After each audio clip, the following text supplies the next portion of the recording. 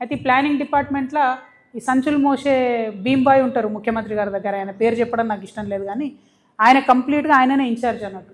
ఈయన చైర్మన్ ఉంటే ఆయన వైస్ చైర్మన్ అన్న లెవెల్లో వాళ్ళు చెప్తే తప్పితే పని అవ్వడం లేదు. రియల్ ఎస్టేట్ వాళ్ళందరూ కూడా వచ్చి మొత్తుకుంటున్నారు. హైడ్రాతోని రియల్ ఎస్టేట్ సగం కుదేలు చేసిండ్రు, రెండవది అవినీతితో కుదేలు చేస్తున్నారు. Per square feet 150 rupees up front ఇస్తే తప్ప పర్మిషన్ ఇవ్వమని చెప్పి ఈ ప్రభుత్వం రియల్ ఎస్టేట్ వాళ్ళను వేధించడం మానుకోవాలి. రియల్ ఎస్టేట్ వాళ్లకు మీరు కంప్లీట్గా ఎక్స్టార్షన్ చేస్తూ ఉన్నారు.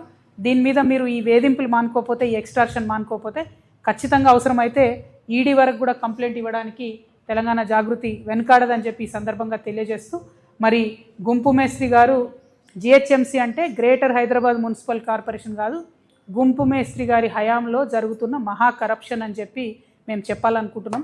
ఈ కరప్షన్ని తప్పకుండా మీరు చెక్ చేయాలి, దీని మీద ఆలోచన చేయాలి.